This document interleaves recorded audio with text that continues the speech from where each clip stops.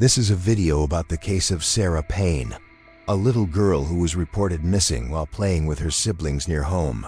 16 days later, Sarah's body was found in a shallow grave. Going back to the year 2000, Sarah, full name Sarah Evelyn Isabel Payne, was 8 years old and lived in Surrey, England, with her mother, also named Sarah. Yes, both mother and daughter shared the same name, and her father, Michael Payne. Sarah also had two older brothers, Lee, 13, and Luke, 11, as well as a younger sister named Charlotte, who was 6. Her mother described Sarah as a very girly girl who loved the color pink, flowers, and adored fairies. On July 1, 2000, Sarah and her family traveled to visit her grandparents, who lived near the coast of West Sussex. However, what was meant to be a pleasant trip turned into a horrifying nightmare. That evening, Sarah was playing hide-and-seek with her two older brothers and younger sister in a cornfield near her grandparents' house. At one point, she fell and hurt her leg, crying. She ran back toward the house, a completely normal reaction for a child. Seeing her run off, her older brother Lee, 13 years old, ran after her. The distance between them was only about 100 meters, but when Lee took his eyes off her for just around 30 seconds, Sarah had vanished. That would be the last time he ever saw his little sister alive. When Sarah couldn't be found anywhere in the cornfield, Lee knew something was wrong. He immediately ran back home to alert the adults. The entire family rushed out to search the area for Sarah. When they couldn't find her, they contacted the police. The first thing the police did was question Sarah's two brothers and younger sister about what had happened before she went missing. At that point, Lee recalled that as he reached the edge of the cornfield while chasing Sarah, he saw a white van speeding away. What stood out to him was the man driving the van. He looked dirty, disheveled, and even waved at Lee as he passed. At the time, Lee didn't think much of it. He just continued searching, assuming Sarah might be hiding somewhere, playing a prank.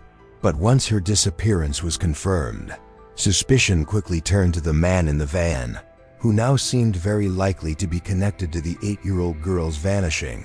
A massive search operation was launched. Police and volunteers combed the entire area for any clues. News of Sarah's disappearance quickly made its way onto national broadcasts. Her parents appeared on television nearly every day, pleading for help from the public. On July 10th, police received a report that a girl matching Sarah's description had been spotted in Cheshire, over 300 kilometers away from where she had disappeared. Although this turned out to be a false lead, it briefly gave Sarah's parents a glimmer of hope. However, that hope was soon dimmed. Just 3 days later, traffic police informed the family that they needed to prepare for the worst.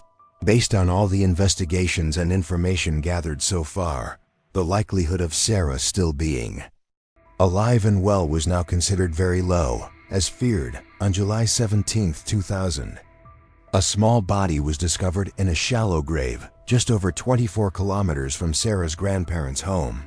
It didn't take long for forensic experts and the family to confirm that it was indeed the body of Sarah Payne. What started as a missing child case in a cornfield had now officially become a murder investigation. The time of death was determined to be the same day Sarah disappeared. There was no room for doubt. Whoever had done this to little Sarah was nothing short of a heartless monster. Now came the investigation and manhunt phase. Almost immediately after Sarah went missing, police had one prime suspect in mind: Roy Whiting. Whiting already had a disturbing criminal history. He had previously kidnapped and assaulted another 8-year-old girl. Despite the severity of his crime, he didn't receive a fitting sentence because he turned himself in and showed apparent remorse. He was given only 4 years in prison. Even worse, he served just 2.5 years and was released in November 1997, despite psychologists warning that he had a high risk of reoffending. After his release, locals noticed him frequently lurking around the area, especially near the local swimming pool after Sarah went missing. Several detectives visited Roy Whiting's home to ask him a few questions. He lived relatively close to Sarah's grandparents' house. Whiting claimed he had an alibi. From 5:30 p.m. to 9:30 p.m. on the evening of Sarah's disappearance, he said he had been at a fair in a town about 30 kilometers away. However, during the conversation with the police, a piece of paper accidentally fell from his pocket. It was a fuel receipt dated July 1st from a gas station in Pulborough. The time and location on the receipt directly contradicted his alibi, proving he had lied. As a result, police brought him to the station for further interrogation. But Whiting refused to answer any questions after 3 days with insufficient evidence to hold him. The police had no choice but to release him. On July 20th, 3 days after Sarah's body was discovered, police received a call reporting that a shoe had been found in the Pulborough area.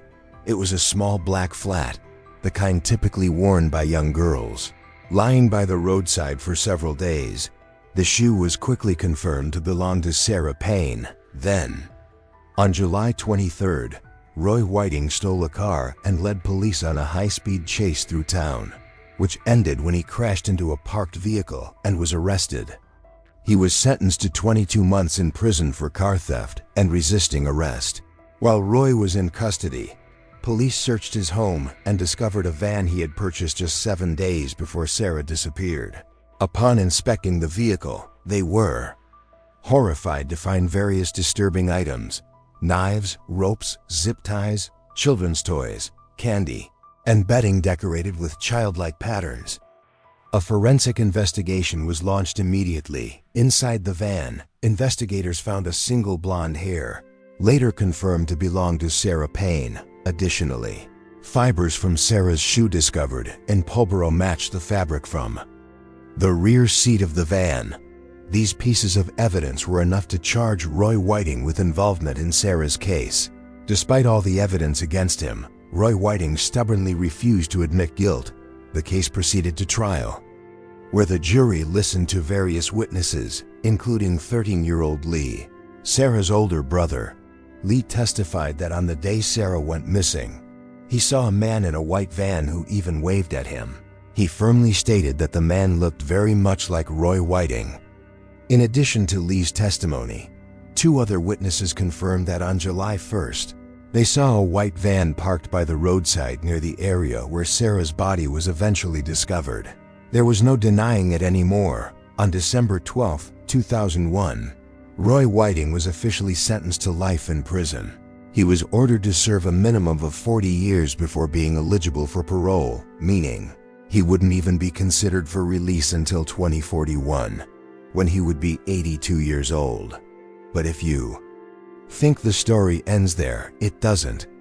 The fact that a known sex offender like Roy Whiting had been allowed to live in a residential neighborhood without police monitoring sparked outrage, especially from Sarah's family. In response, Sarah's mother launched a national campaign, demanding a change in the law, one that would allow any citizen to know if a convicted child sex offender was living in their area.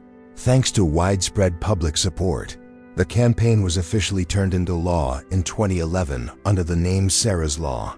It was soon implemented across England and Wales, allowing parents to ask authorities if someone with access to their children has a record of child sexual offenses. Not long after, Sarah's mother published a book titled Sarah Payne, A Mother's Story. Although the case happened many years ago, the grief it caused never truly faded, especially for the victim's family. Sarah's mother later suffered a stroke that left part of her body paralyzed. Her father, devastated by the loss of his daughter, fell into depression and began drinking heavily. Eventually, the emotional toll led to the couple's divorce. Tragically, in 2014, Sarah's father was found dead at home from alcohol-related health issues. As for Roy Whiting, the most evil figure in this story, he remains imprisoned at Wakefield Prison, often referred to as Monster Mansion, due to the number of high-profile and dangerous inmates it houses. But why say he's paying the price? Because he reportedly lives in constant fear of being attacked by other prisoners. In prison culture, child offenders like Whiting are among the most despised. often placed on inmate blacklists over the years.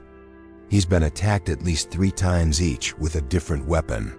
While none of the injuries were life-threatening, they were serious enough to leave him physically and psychologically scarred, and more importantly, they've ensured that he'll likely spend the rest of his life unable to sleep peacefully, haunted not only by what he did, but by the fear of retribution every single day. That's everything I've learned about the case of Sarah Payne. There's no denying that social media today allows us to revisit cases that might have otherwise faded into obscurity. Thanks to that, we can stay more aware and cautious about things around us that may seem harmless on the surface. Feel free to comment below any other cases you'd like me to explore. For now, goodbye and see you in the next video.